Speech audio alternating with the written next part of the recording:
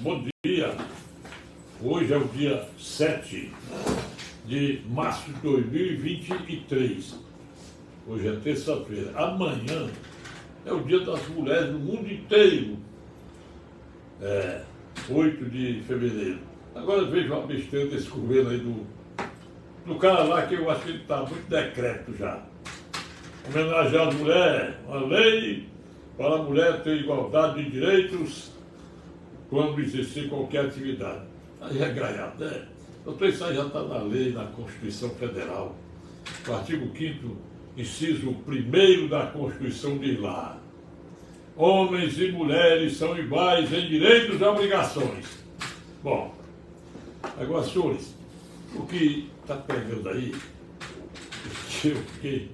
Rapaz, às vezes eu só gosto de ouvir a FM, Band News FM, depois de 3 horas da madrugada. Eu digo a vocês que, pelo amor de Deus, entre meia-noite e 3 da manhã, ela reproduz o cara mais chato, mais nojento que eu já ouvi na minha vida, um vagabundo jornalista chamado Reinaldo Azevedo. Vai ser chato assim da PQP, filho de rapariga. É de lascar, né? Rapaz, ele passou, eu mudei porque não dá para aguentar, rapaz. Meia hora esculambando o Bolsonaro por causa dos 16 milhões de joias que vieram lá da Arábia Saudita, era um presente para a mulher do presidente. E tem documento do Bolsonaro pedindo para a Receita Federal liberar, porque a mulher dele podia usar essas joias, mas não podia desfazer-se delas, tinha que ser incorporada ao patrimônio público, porque aí a Janja estaria usando agora, né? A Janja, né?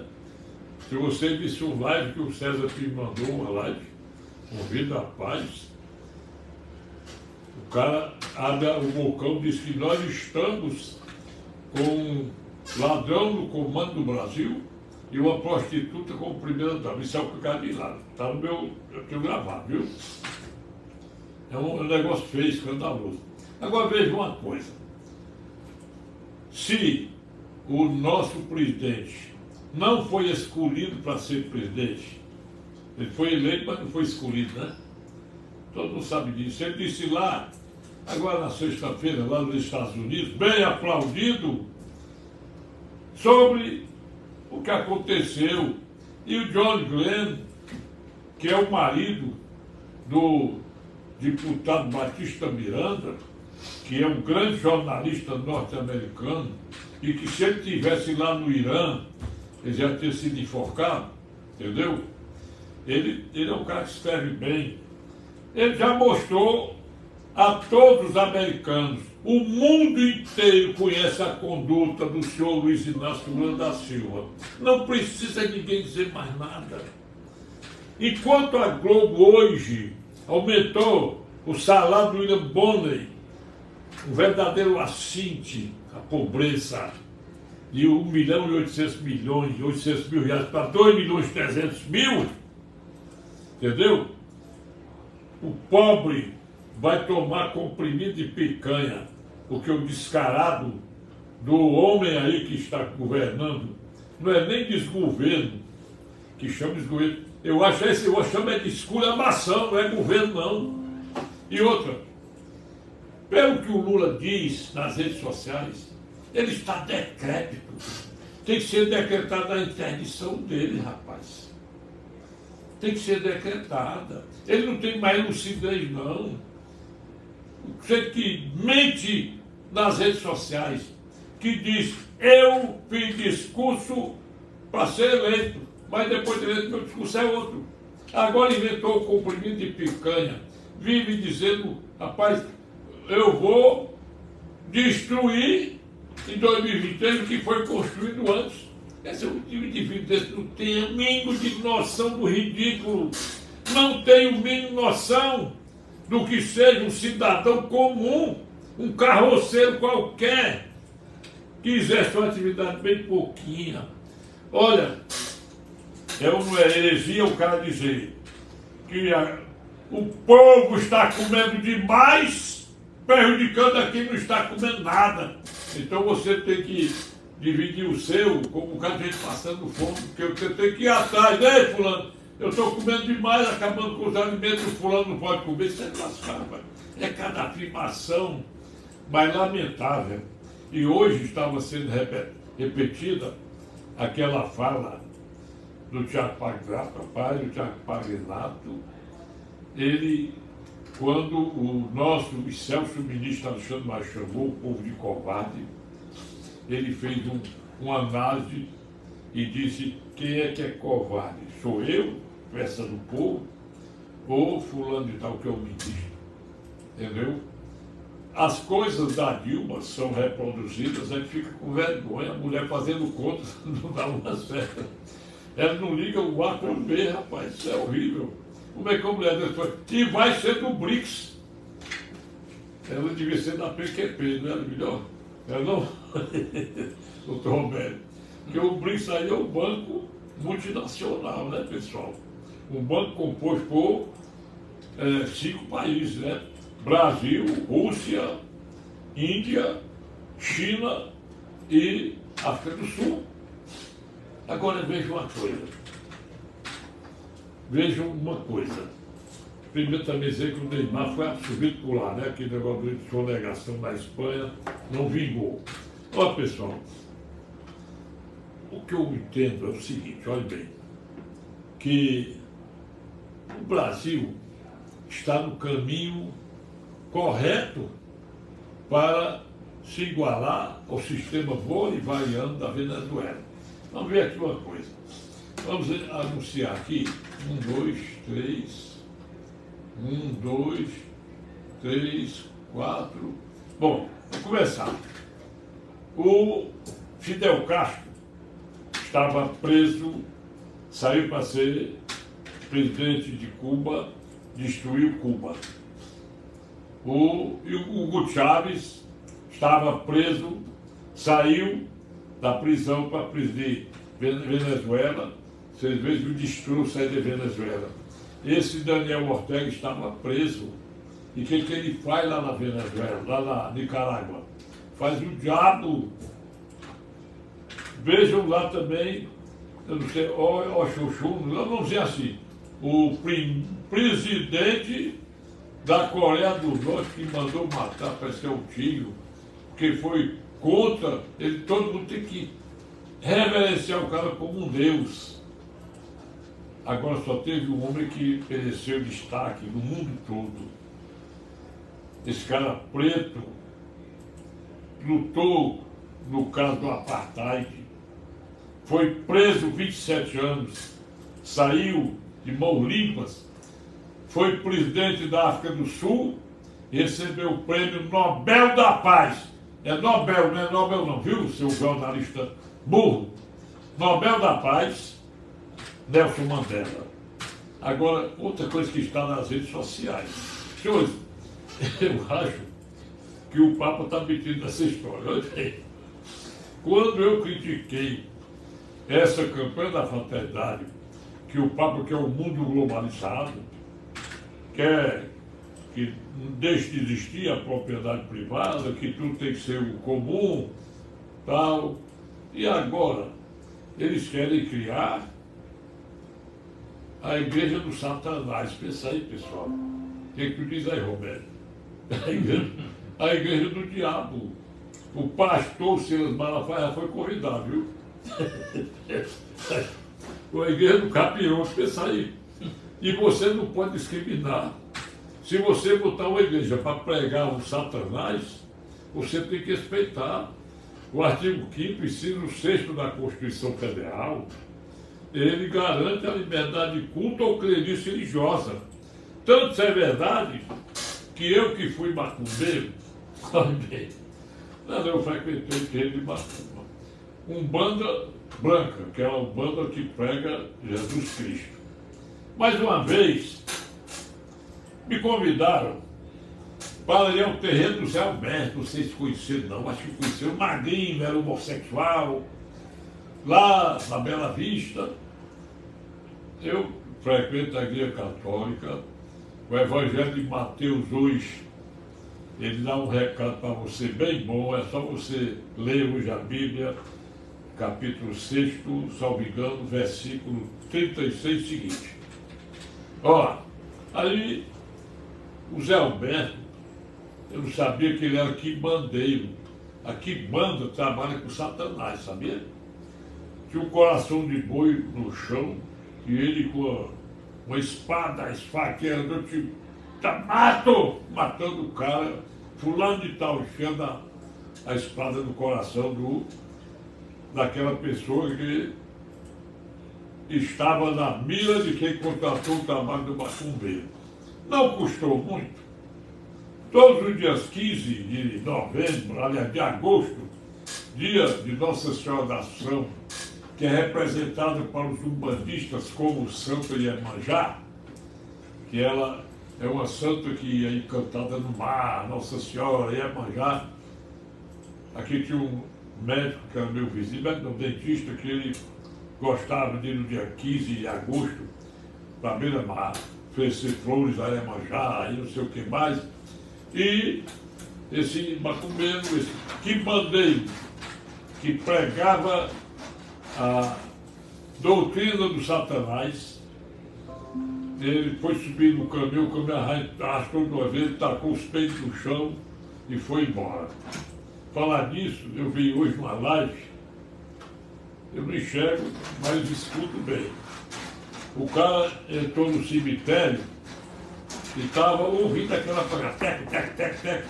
E ele chegou para o cara, meu amigo, você está trabalhando uma dessa aqui? Ele disse, não, eu estou ajeitando o meu nome que botaram errado aqui. Você morou no caso aí, Roberto? Era exatamente algo do defunto que achou que não estava consertando.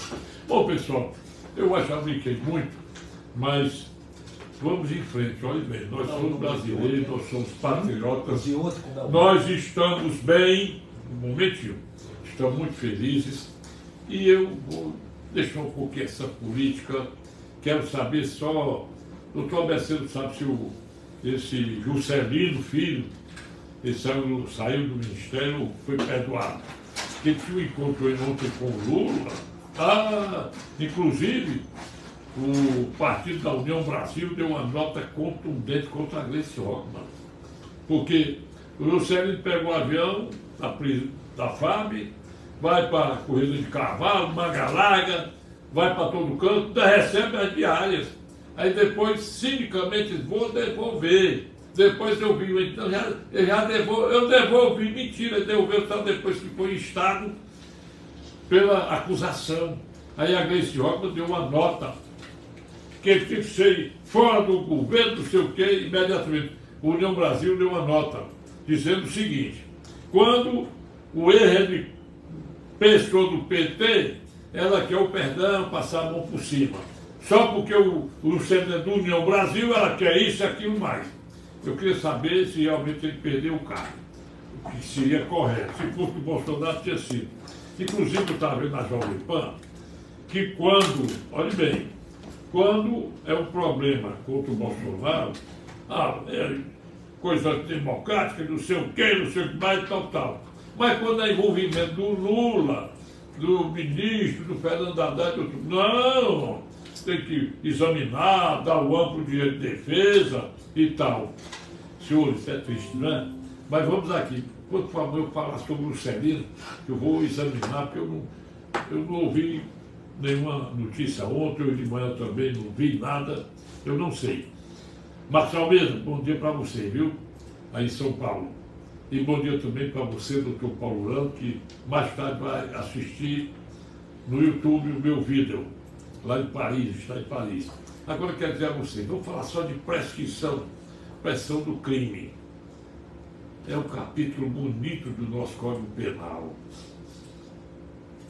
Quando o Lula levou os pavões do Palácio da Alvorada, levou flecha, levou não sei o que mais, flecha que eu digo, era uma cruz, um crucifixo doado para o presidente da República, um bocado de coisa.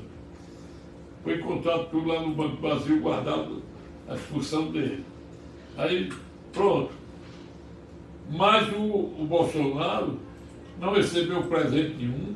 Ele quis a liberação para ir para o Palácio da Alvorada, para a Michele usar. Não deu tempo a agilizar para ela usar, porque quem ia usar era a Janja, que incorporava ao patrimônio histórico, cultural lá do Palácio da Alvorada.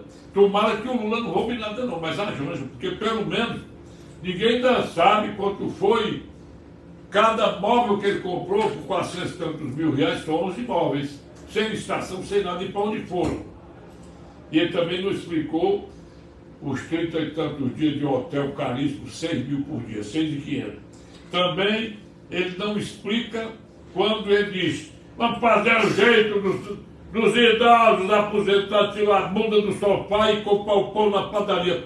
O idoso, eu sou idoso, eu posso ir à padaria comprar pão. Você aqui não pode, Lula, porque se você sair para a rua, você leva bala, você leva ovo na cara, o povo sai gritando: Lula, teu lugar é na prisão. Você não pode sair, você é idoso, você não sai porque você não pode. Você deve ter inveja do mais pobre de todos os brasileiros, porque o pobrezinho anda de peito aberto no meio da rua, você não pode andar. O Bolsonaro pode, você não pode. Você, escolhido para ser presidente, mesmo assim, a música que o identifica é aquela que está em coro nas redes sociais de todo mundo. Vai lá para Portugal assistir a festa de 40 anos da ditadura do Oliveira Salazar. Vai! Já disse, você não vai, porque você não fala. Vai para a China pregar união entre China, Rússia e Ucrânia. Vai lá para o Irã, leva aí o João Williams, leva o Randolfo Dias, leva o senador Fabiano Contará, leva o governador do Rio Grande do Sul e leva outros e outros mais, e vai ver o que acontece. Você não pode mandar o aposentado, o idoso, tirar a bunda do sofá. Que nós podemos tirar, nós podemos andar na rua de peito aberto, e você deve ter inveja até do lavador de carro que anda de peito aberto pelo ovo. Você não pode botar a cara numa janela qualquer que você leva o ovo nas ventas. Tá certo, Lula? O Brasil não gosta do seu governo. Não é governo, isso é uma exclamação, não é nem de governo. Você revolta qualquer brasileiro, você tem vergonha. O sujeito desse, fique calado, bote esparadrapo em forma de X na boca, você faz melhor, rapaz. Eu vou falar bem pouquinho de prescrição. O artigo 107, inciso 4 do Código Penal, trata da prescrição da pretensão punitiva. Ora, o que é? Trata da prescrição da punição, da punibilidade. Esse artigo tem uma redação meio nojenta, porque a prescrição pode ser da pena ou da punibilidade. Mas no artigo diz: existe a punibilidade, no inciso 4, pela prescrição, decadência ou percepção. A decadência e a percepção é relativa às ações privadas. E a prescrição envolve tudo: ação penal pública e ação penal privada. Bom, agora vou ligar aqui o ar que eu estou calor. Aí você veja uma coisa. Por exemplo, vou dar exemplos aqui bem legais. Você responde a um crime, um processo criminal, aí vamos dizer estelionato. Como é que se sabe sobre a prescrição? Primeiro você vai no artigo 109, aí tem 1, 2, 3, 4, 5 e 6. O inciso primeiro diz que prescreve em 20 anos qualquer ação cuja pena seja superior a 16 anos. O inciso segundo diz que prescreve em 16 anos toda pena cuja máxima combinada seja igual ou superior a 12 anos, seja superior a 12 anos e não exceda de 16 anos. O 3 diz, em 8 anos, se a pena é superior a 4 e não excede de 8. Em 4 anos, se o máximo da pena não é superior a 2 anos. E em 3 anos, quando o máximo da pena é inferior a 1 ano. Esse inciso 5º, aliás, inciso 6º do artigo 109, tem uma redação nova que eu digo depois, exatamente porque a prescrição é só de 2 anos. Por exemplo, há uma contravenção com a pena de 1 a 3 meses, prescrevia em 2 anos. Agora prescrevia em 2 anos, agora prescreve em 3 anos. Aí, quando a ação penal é proposta, antigamente, os advogados, eu não digo que eu nunca gostei de fazer marmota em processo. Por exemplo, se ele estava no estelionato, ele amarrava o processo, o inquérito policial, até durar os 4 anos e ia para a justiça. Quando chegava na justiça, que o promotor denunciava, aí, vamos dizer que o juiz, para acelerar o processo, que era meio antigo, aplicava uma pena de 1 ano. Aí, antes a súmula 146 do STF, dizia que a prescrição por lapso temporal anterior ao recebimento da denúncia. Se o juiz aplicou uma pena, ele andou o processo bem rapidinho, aí, mas tinha 4 anos antes da denúncia, estava prescrito. Aí o Supremo viu essa marmota, porque essa coisa foi inserida no artigo 110, parágrafo 1º do Código Penal. Aí modificou a jurisprudência. Se oferecida a denúncia antes da prescrição total da ação penal, que é em 8 anos, que o estelionato, a pena é de 1 a 3 anos.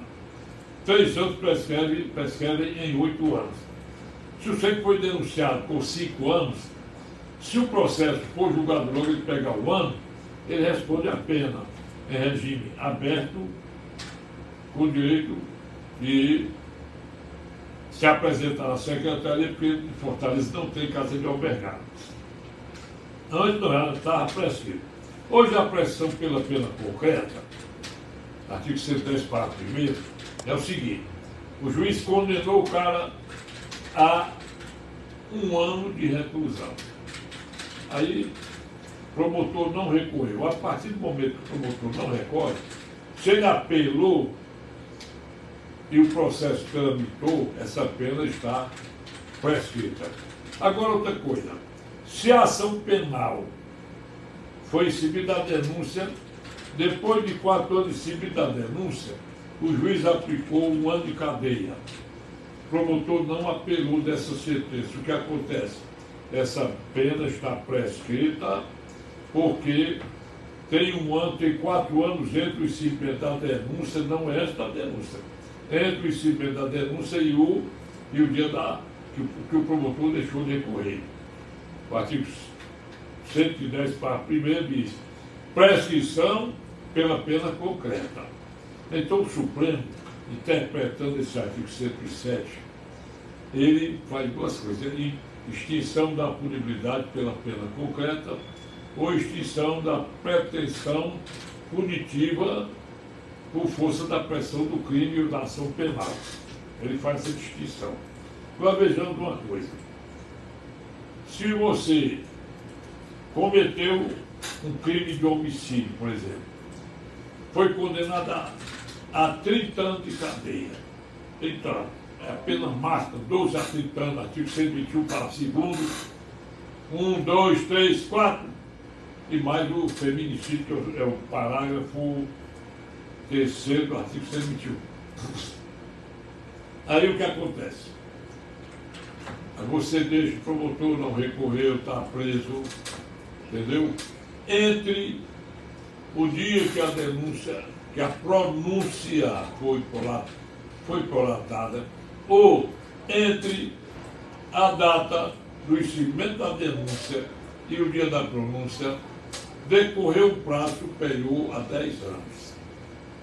Aí você tiver advogado sabido, aí você olha lá, o que diz no artigo 145, 145, Não, 115. 115 do Código Penal, estou confundindo, 115.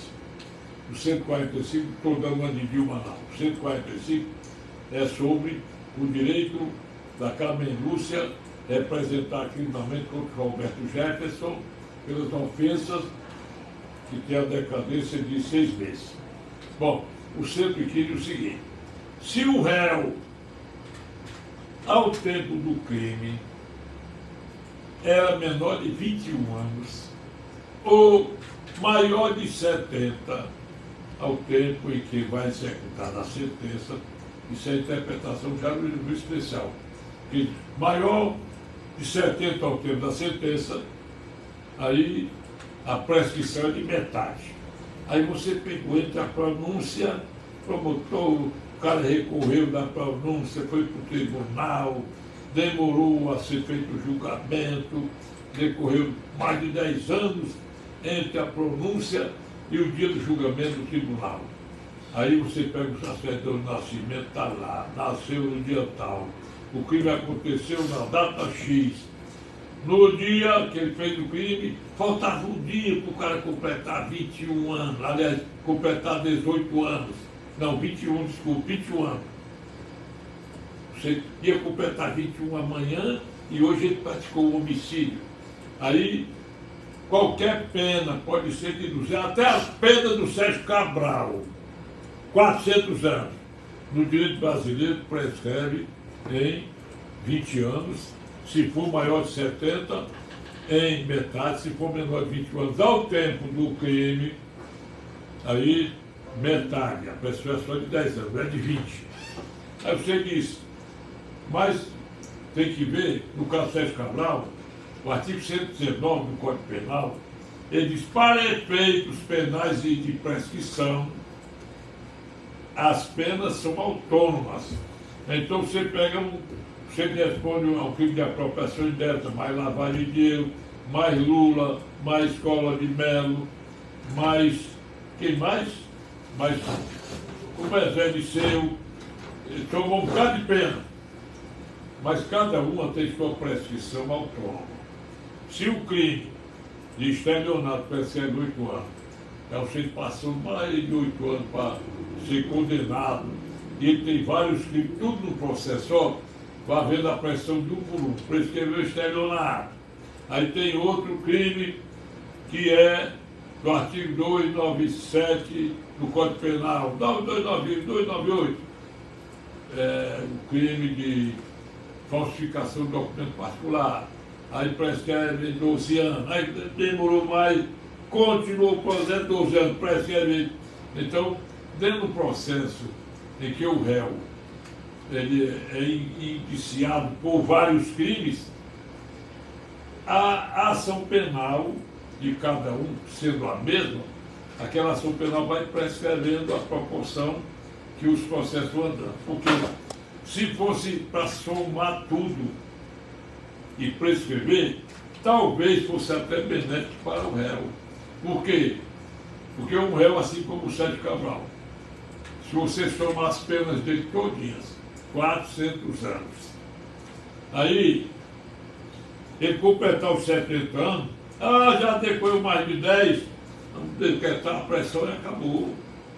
Entendeu? Vocês vejam outra coisa. Essa teoria da unificação das penas, prevista no artigo 75 do Código Penal. Se você é condenado a penas diversas, você pode pedir a unificação das penas, não podendo somar, na soma, ser superior a 30 anos.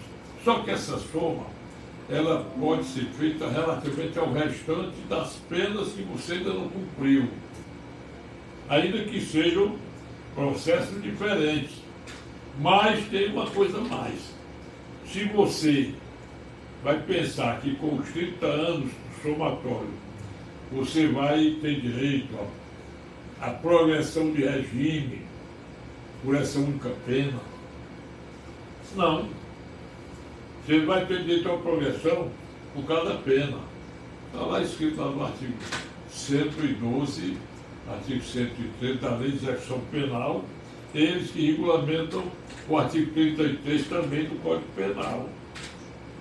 Outra coisa que eu queria mostrar a vocês é que, antigamente, quando se tratava de estupro, por exemplo, estupro de vulnerável, ou estupro com violência ou grave ameaça contra a vítima, que o estupro de vulnerável, ele acontece em duas situações. A primeira, se a pessoa ofendida tem menos de 14 anos, ou se a pessoa ofendida foi reduzida por algum narcótico, algum problema, estava embriaguez total, estava sem possibilidade de consentir. Aí, uma viúva de 50 anos, se ela for vítima de um estupro de vulnerável, ela pode ser pela condição dela. Se ela estiver embriagada, não tiver discernimento, esteja psicotrópico, se ela é portadora de deficiência mental, é o crime de estupro de vulnerável, pena de 8 a 15 anos. No caso contrário, pela coação, vai para o artigo 313, a pena é de 6 a 12 anos, salvo engano, não tenho bem certeza. Então, vocês sabem como era o estupro antigamente? Existia o estupro que era a conjunção carnal entre o homem e o que acontece. É o Jaime ligando para mim, para quiser para ele. O que acontece? Naquele tempo, dizia o artigo 225 do Código Penal antigo. Dizia assim: o estupro é de ação privada, só sendo pública mediante representação, se o ofendido ou seu representante legal for pobre na forma da lei. Aí tinha, só o que tinha, inclusive, eu tive um caso muito interessante, logo no começo da minha advocacia. Era um pintor do doutor médico, era obrigado a cumprir esse negócio de progressão legítima naquele tempo. Peguei o processo, diga para ver se você salva esse cara. Aí estava lá assim, ó, escritor: fulano e tal, ao delegado, bem com respeito, por estupro contra a filha menor da suplicante. O fato aconteceu no dia 7 de janeiro de 1967. E ela datou a representação no dia que fez 9 meses, 10 meses do caso. 7 de novembro de 67. Eu simplesmente entrei com a habeas corpus e mostrei que ela até caiu no direito de representação, porque ela propôs a representação dizendo que o fato aconteceu em 7 de janeiro de 1967 e ela datou a representação do dia 7 de novembro de 67. 10 meses exatamente, quando o artigo 38 do Código de Processo Penal diz que decairá no direito de queixa de representação quando não for feita essa representação em 6 meses do dia do fato. Aí eu consegui uma habeas corpus, soltei o cara. Quero dar um bom dia para todos, eu voltarei com este assunto, entendeu? A qualquer momento de outra live minha, que eu não vou ser muito paulista, é só uma brincadeira, espalhando o nosso verbo, a nossa língua portuguesa, e vá se preparando. O Papa deu mote e vai aceitar as condições do socialismo que está acabando com o mundo, porque socialismo entre aspas é o comunismo barato, comunismo, o nome, mas é a ditadura de quem quer acabar com o mundo, especialmente com o Brasil, entendeu? Basta ouvir esses canalhas que são esquerda. Aí você vai ter que respeitar os pastores do Satanás. É a Constituição de lá, artigo 5º, inciso 6º. Bom dia a vocês todos. Até amanhã eu estarei de volta com muita alegria, com muita energia positiva. Curtam, compartilhem, que eu gosto é do viu? Meu zap, 85 é o DDD, 999453883. Obrigado e até amanhã.